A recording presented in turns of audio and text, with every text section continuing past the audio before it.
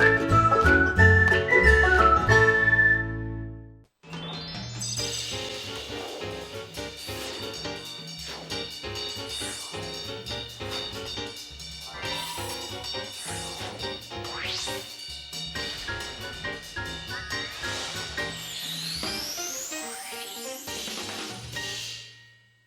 세상의 모든 경제 이슈를 알려드리는 시간 경제 언박싱 코너입니다.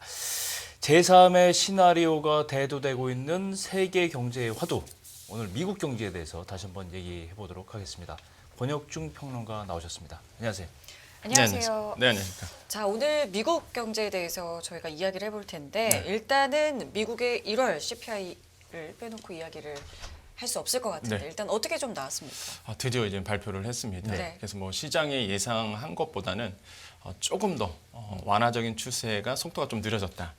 그래서 좀 볼 수가 있겠는데 더 완화적으로 나올 줄 알았는데 사실 또 그렇게 또 완화적으로 나오지는 않았어요. 그래서 1월 CPI 지수가 전달보다 한 0.5% 이제 올랐고요. 전년 동월 대비해서는 이제는 6.4% 올랐습니다. 시장의 컨센서스는 6.2% 상승률이 그 정도 나올 거라고 생각했는데 그보다 좀 더 나왔어요. 그래서 6.4% 상승률 CPI 지수가 나오면서 사실 시장의 전망치보다는 조금 높았다.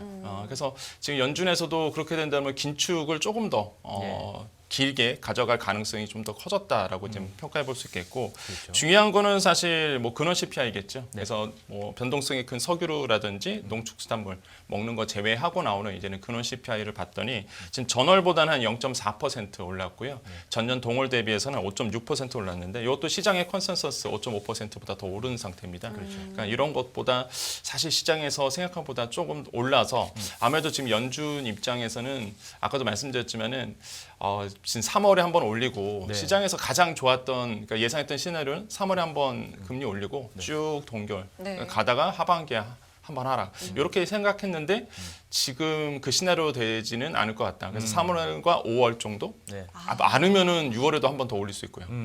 그래서 지금 보면 3월과 5월 정도에 한번 베이비 스텝 두 번 밟아갈 거다 이렇게 시장에서는 이제 예상을 하고 있습니다.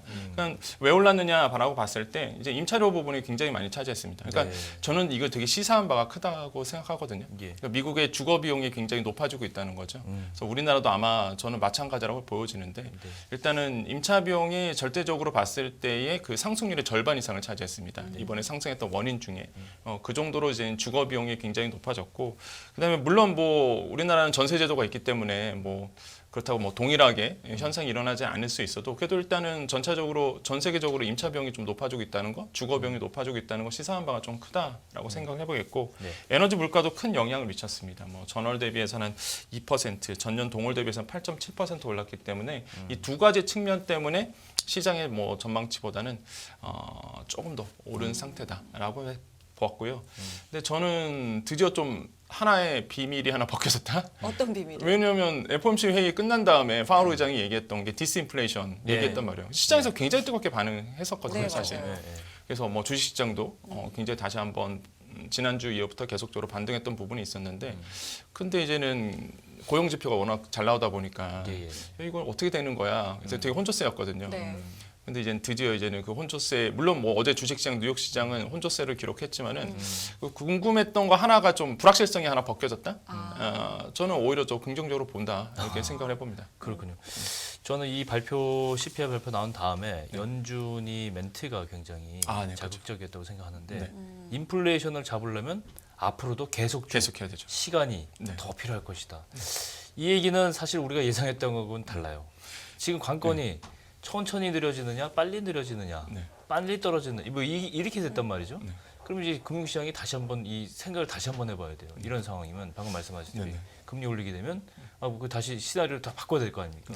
어떤 영향이 좀 있을 것으로 보세요? 근데 저는 되게 아이러니한 게 사실 그 전부터 이제 연준 위원들의 목소리는요 계속적인 매파적인 신호는 나왔었습니다. 근데 시장에서 너무 그거를 긍정적으로 계속 해석하는 거예요. 그렇죠. 저 정도면 뭐 굉장히 비둘기다, 뭐 약간 그렇게 해석하는 거잖아요. 그러니까 지난 밤이 아니라 지지난 밤 뉴욕 시장 같은 경우에는 1% 이상 다 올랐거든요. CPI 지수 앞두고 나서도 시장에서 너무 긍정적으로 이제 보고 있는 거죠. 그리고 뉴욕 주가도 계속적으로 오른 상태였고, 그래서 어제 또 뉴욕 증시만 보면 그래서 저는 그 생각한 거예요. 이제 CPI 지수 발표되고 나서 뉴욕 주가가 어떻게 움직이느냐 이런 게 굉장히 좀 했는데 굉장히 혼조세의 기록을 했습니다. 네. 쭉 빠지다가 다시 뒤에 가서 힘 받고 올라섰거든요. 그러니까요. 그러니까 그런 거 봤을 때 시장에서는 굉장히 긍정적으로 모든 걸 해석하고 있는 것 같아요. 근데 이제는 말씀하신 것처럼 연준 위원 같은 경우가 사실 지금 계속적으로 그 CPI 지수 발표되고 나서 인터뷰에 나왔을 때 말씀하신 것처럼 이제는 인플레이션에 대한 완화적인 것은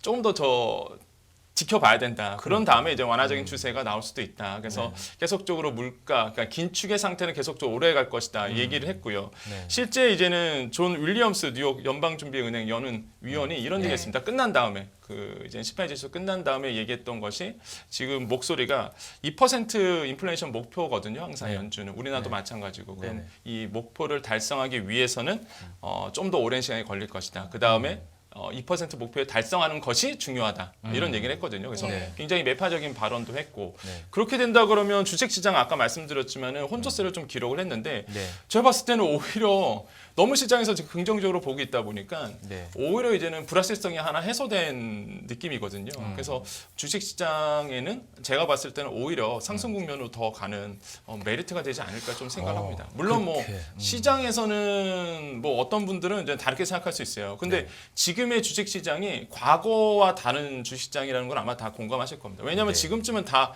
이제는 전문가들이 예상했던 것처럼 떨어지는 게 맞거든요. 네네. 근데 안 떨어지고 있는 거예요. 주식시장만 지금. 그러다 보니까 참여자들이 굉장히 이 부분에 대해서 금리에 대한 부분, 그다음에 연준의 방향성에 대해서 우리 기대한 것과 다르게 굉장히 기대를 많이 걸고 있다.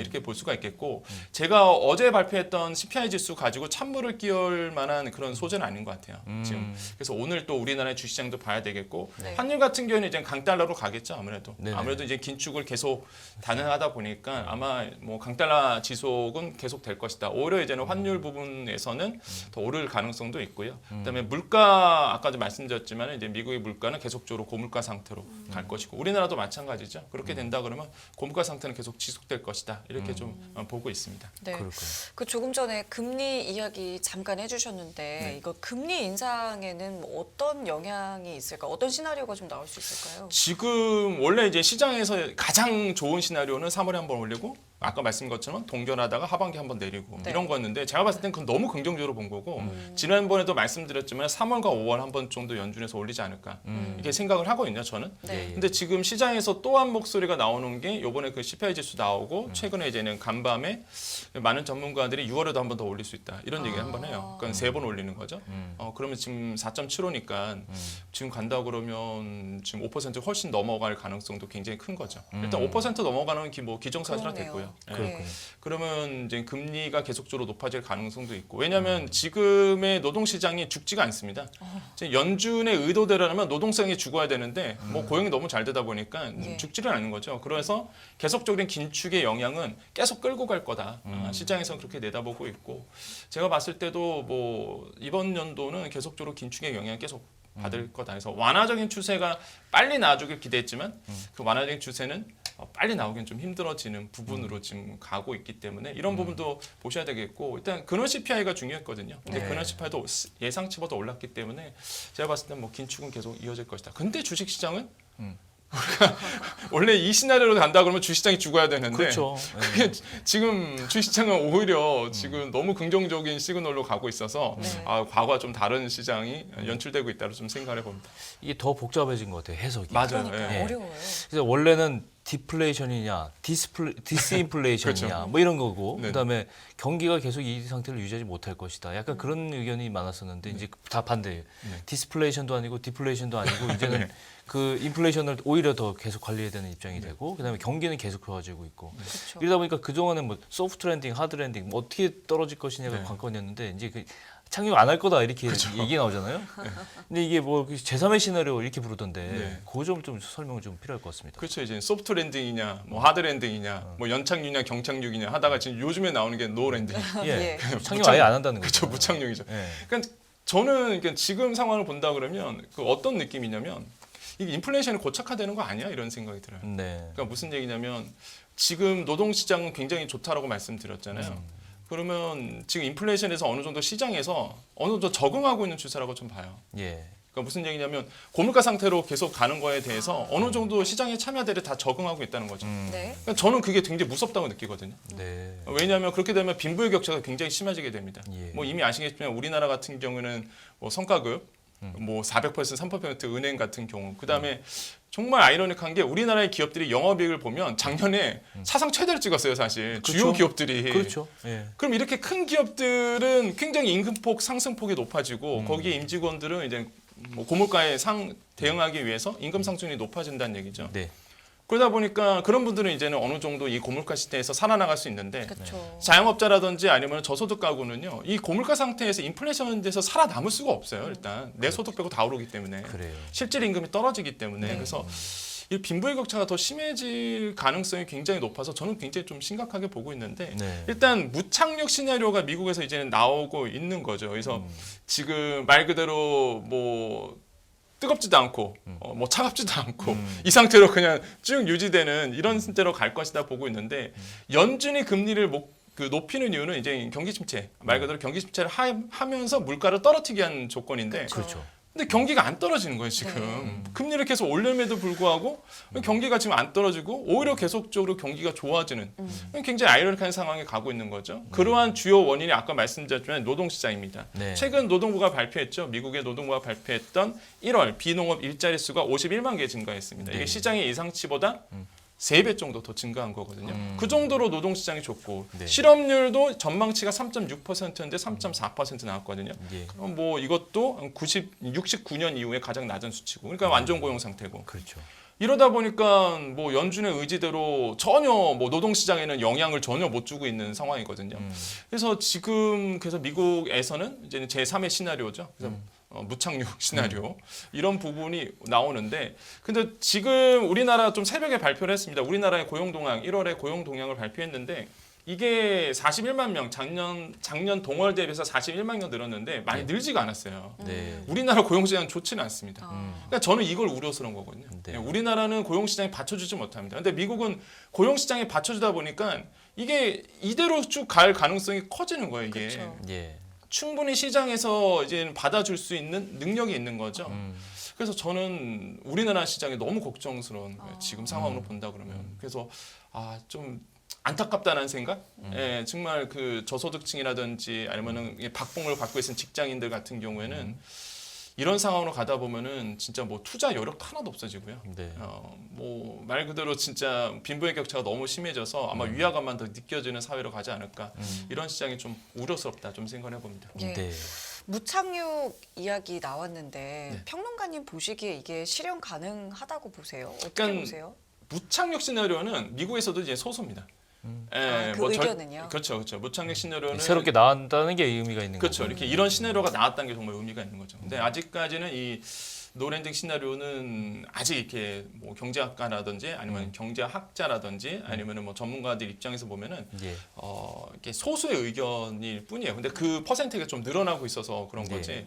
근데 제가 봤을 때는 아무래도 이제 금리의 영향이 노동시장에 미치는 데가 한 1년 정도 넘게 걸립니다. 그래서 보통 보면 한 1년 6개월 정도 걸린다라고 통계적으로 나와 있는데 네네. 그럼 아직 미국 노동시장에 영향이 미칠 가능성은 좀 더 시간이 걸리겠죠. 네. 그래서 그렇게 본다 그러면 아마도 미국 노동시장에 대해서 계속적인 모니터링을 해봐야 된다. 그래서 아직은 영향을 미치기에는 좀 이르다라고 봤을 때 결국에는 뭐 연준이 의도하던 대로 이제는 뭐 침체의 국면으로 가는 것이 맞지 않나. 그러한 가능성이 높은 게 아시겠지만은 그 IT 쪽 미국의 이제 ICT 쪽 계열의 이제 그 일자리가 많이 감소되고 있습니다. 네. 지금 뭐 정리해고 들어가고 네.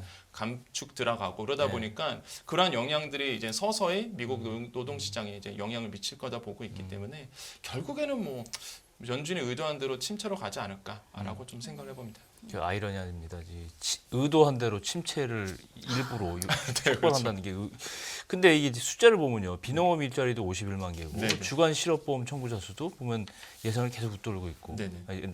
낮고 있고 네. 실업도 한 사람이 없다는 얘기 아니에요. 네네. 그렇죠. 미국 경기 너무 좋아요. 그렇게 되면 이제 어쩔 수 없이 금리 인상은 계속 기조를 유지해야 될 것 같고, 뭐 그러니까 이런 멘트가 나오는 거죠. 근데 그렇게 되면 금리 지금 한 5%, 5.2%가 주 대세였는데 상단이 네네. 미국 금리 더 올라갈 가능성도 있지 않을까요? 그렇죠. 이제는 만약에 6월에 한번 올리면 더 올라가는 거죠. 이제. 네. 예, 그래서 지금 봤을 때 연준에서 아마 6월달에 한 번 더 올릴 가능성도 없지 않아 있습니다. 그렇게 네네. 된다 그러면 뭐 5.25에서 뭐 5.5%까지도 오를 가능성 상당히 그럴 가능성이 지금 시나리오가 계속 이제 나오고 있는 것이고 예, 예. 그 미국 금리를 높인다는 얘기는 결국에는 이제 노동시장을 잡으려고 하는 네. 거고요. 노동시장만 어느 정도 영향만 미친다 그러면 충분히 이제는 지금 연준에서 생각하는 물가 상승률로 갈 가능성이 굉장히 크고요. 네. 지금 이제는 그 미시간대에서 나왔던 이제 기대 인플레이션 같은 네. 경우도 아직도 높아요, 사실. 지금 네. 나왔던 그 기대 인플레이션 높기 때문에 이게 지금 시장의 모니터링을 해보면은 기대 인플레이션에 됐을 때가 한 5년 후에 한 3% 이렇게 되거든요. 네. 그러니까 5년 정도 걸려서 사실 뭐 연준이 생각했던 대로 네. 그 인플레이션이 잡힐 가능성이 크거든요. 그래서 그래도 3%인 그렇죠. 거잖아요. 그래도 3%죠. 그렇죠. 그래서 지금 상황으로 봤을 때는 긴축의 상태는 계속적으로 유지될 가능성이 굉장히 높다. 그래서 인플레이션에 대한 압박은 지속될 가능성은 굉장히 높은 상황으로 이제 갈 수밖에 없고 아마 우리나라도 이번 달에 금통위에서 아마 반응할 겁니다. 제가 봤을 때 한번 이제 베이비스텝 한번 밟아 갈 수밖에 없을 것 같아요. 지금 상황으로 본다 그러면 예. 분명히 오늘 나왔던 그러니까 지난밤에 나왔던 그 CPI 지수 미국 CPI 지수를 참고할 거거든요. 분명히. 그렇죠. 그래서 아마 이번에 금통위에서 아마 한번 베이비 스텝 우리나라도 밟아가지 않을까 좀 이렇게 생각을 해봅니다. 근데 지적하신 것처럼 지금 국내 경기가 그렇게 좋지 않은 상황에서 네. 미국이 뭐 진짜 뭐 어떤 시나리오대로 뭐 5월 뭐 나아가서 6월까지도 올린다고 한다면 이거에 대해서 굉장히 고민을 많이 할 수밖에 없는 상황 아니겠습니까? 그렇죠. 그렇기 때문에 이제 올릴 수밖에 없는 거죠. 네. 네, 지금 상황으로 본다 그러면 연준이 빠르게 한번 더 그 금리 인상을 단행할 가능성이 높거든요. 네. 그럼 우리나라도 이제 거기에 반응을 해야 됩니다. 네. 네. 지금 스프레드가 너무 벌어지면 안 되거든요. 이게. 그렇죠. 예, 금리 격차가 벌어지면 우리나라에 있는 달러가 다 미국 쪽으로 가기 때문에 그렇기 때문에라도 지금 상태에서 더 벌어지지 않게 하려면 아마 2월 달에 금리를 한번 올릴 가능성도 있고요. 한 번 더 또 베이비 스텝도 그 이후에도 올라갈 가능성도 있어요. 그래서 네. 당분간은 이제는 시장에서 기대했던 대로 빠르게 완화적인 추세가 나올 가능성이 좀 더 사라지는 거죠 이제. 예, 그래서 그 속도가 좀 느려질 가능성, 완화적인 속도가 좀 느려질 가능성이 네. 지금 굉장히 더 높아졌다라고 생각을 해봅니다. 그래서 시장의 참여자분들도 이거에 대해서 고민이 아마 많으실 거예요. 아마 오늘 주식 투자하시는 분들 입장에서는 좀 고민이 많을 겁니다. 어떻게 내가 이제 투자 포트를 갖고 가야 될지, 예. 그래. 금리 상승에 대해서, 금리 하락에 대해서 어느 정도 기대를 걸고 하반기에 그래서 포트폴리오 짜신 분들이 꽤 되실 거예요, 사실. 네. 뭐 주식뿐만 아니라 뭐 자산 가치, 뭐 부동산 시장도 마찬가지고. 그거에 대해서 이제는 다시 한번 지금의 어떤 변동폭이 나오지 않을까. 그래서 이제는 지난밤에 나왔던 CPI 지수가 굉장히 중요했던 겁니다. 네. 지금 상황에서 혼조세에 있다가 이제 연준의 방향성이 결정되는 순간이었거든요.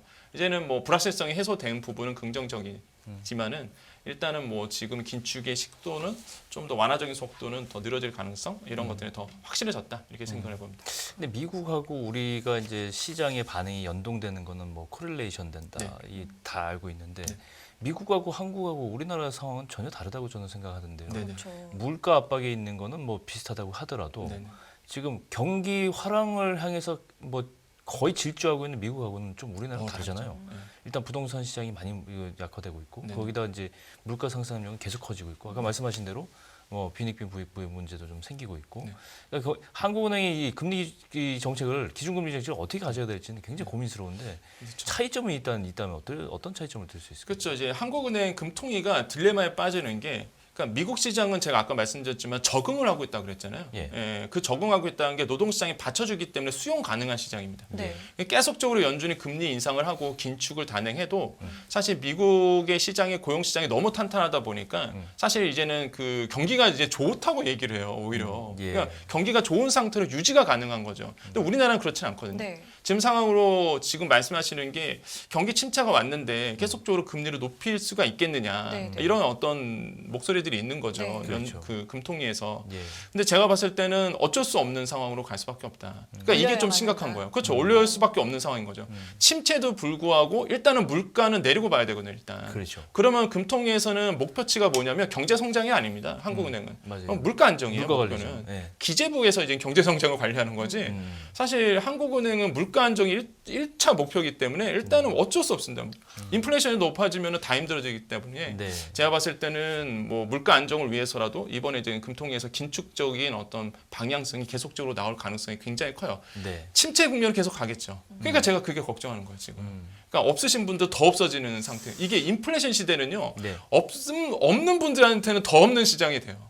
있으신 분들한테 더 있는 시장이 되고. 맞아요. 그러니까 이게 너무 안타까운 거죠. 이제 뭐 뻔히 보이는 거예요 시장이. 그래서 지금 지금 뭐 투자하시는 분들에게도 지금 포트폴리오에 대한 구성들을 좀 다시 해야 될 타이밍이 오늘 이제는 확실해졌기 때문에 이런 부분도 이제는 조언해 드리고 싶고. 네. 그래서 지금 긴축 금통에서도 금리는 인상 가능성이 굉장히 크다. 뭐 경기를 떠나서 물가를 잡기 위해서 긴축은 계속 이어질 것이다. 금리 상승은 계속적으로 이어질 것이다 보고 있습니다. 네. 그렇군요. 자, 그리고 오늘 오전에 한국은행의 수출입 물가 지수도 발표가 됐는데 이거는 어떻게 나왔고 이건 또 어떻게 분석을 해볼 수 있을까요? 일단 수출입 물가가 나왔죠. 근데 수출입 물가가 수출입 지수가 왜 중요하냐면 이게 시차를 두고 우리나라에 또 물가를 영향을 줍니다. 당연히 그렇죠. 수출입이잖아요. 예. 수출과 수입의 물가 지수이기 때문에 이게 시차를 두고 우리나라에 이제 물가에 영향을 주기 때문에 중요한데 일단 12월보다 한 3% 내렸습니다. 그래서 사실 이게 전월 그러니까 12월 갔을 때 12월 기준으로 봤을 때 이게 한 전월보다 6.2% 하락했는데 1월 기준으로 봤을 때에 이제는 3% 내린 거거든요. 12월보다. 네. 그러니까 뭐 물가 지수는 좀 내렸다라고 이제 볼 수가 있겠고 네. 뭐 3개월 내내 지금 내리막을 걷고 있어요. 그래서 물가 지수가 내려가고 있다는 것은 뭐 어느 정도 뭐 저는 뭐 긍정적으로 볼 수가 있겠습니다. 그래서 이런 부분도 볼 수가 있겠지만은 일단 수입 물가가 2.3% 전월 대비 좀 낮아졌거든요. 그런 이유가 이제 유가 상승도 있었고 원달러 환율이 좀 하락했던 부분이 있었기 때문에 이런 영향을 좀 주고 있습니다. 그래서 좀 안타까운 거는 사실 지금 이제 수출 쪽에서 이제 문제가 좀 많이 생기고 있다는 것이 저는 좀 안타깝다고 생각을 해보겠고 수출 물가도 많이 내렸어요. 사실 수출하는 입장에서는 물가가 높아진 게 좋거든요. 그렇죠. 근데 수출 물가도 많이 낮아진다 보니까 아무래도 환율의 영향도 뭐 영향을 받고 있고 네. 무엇보다 지금 반도체 쪽에서 지금 수출 자체가 잘 안 되고 있는 부분이 있습니다. 그래서 이런 반도체의 업황에 따라서 우리나라의 뭐 수출 물가라든지 아니면 우리나라의 경제 체력적인 펀더멘탈이 아마 좀 달라질 수 있기 때문에 네. 뭐 반도체 부분에 대해서 뭐 25% 이상 차지하고 있기 때문에 우리나라 수출에 대해서 그래서 이런 부분도 하셔야 되겠고 근데 한 가지 좀 긍정적인 시그널은 좀 있는 것 같아요. 우리 지난주에 얘기했던 챗 GPT에 대해서 예. 왜냐하면 반도체 수요가 많아질 수밖에 없거든요. 그렇죠. 저는 예. 이게 눈에는 안 보이는데 아직 가시적인 건 없어요. 사실 네네. 아직 가시적인 건 없는데 반도체를 연구하신 분들이나 반도체에서 이해하시는 분들은 이거 굉장히 좀 좋은 그 탈출구가 될 수도 있다는 네, 큰 왜냐하면 시장이 열렸다고 얘기해요. 예. 반도체에선. 예. 데이터 센터가 어마어마하게 생겨야 되거든요. 예. 그거 수요폭 감당하려면 예. 데이터 센터에 들어가는 게 다 낸드 플래시 그렇죠. 이런 겁니다. 그렇죠. 그러면은 막대한 데이터 센터를 또 지을 수밖에 없어요. 그러면은 삼성전자, 하이닉스 최대 또 수혜자가 돼요. 예. 그러면 저는 뭐 가시적인 알게 눈에 보이진 않지만 어차피 이제 주식시장 같은 경우는 미래의 가치를 투영되기 때문에 그렇죠. 제가 봤을 때는 뭐 선제적으로 움직일 가능성도 높다. 그래서 이렇게 좀 뭐 긍정적인 시그널도 또 내보입니다. 그렇군요. 알겠습니다. 오늘은 1월 CPI 결과에 따른 미국 경제 또 우리 경제에 대해서 권혁준 평론가와 함께 이야기 나눠봤는데 오늘 여기서 인사드리겠습니다. 고맙습니다. 네, 네, 감사합니다. 감사합니다.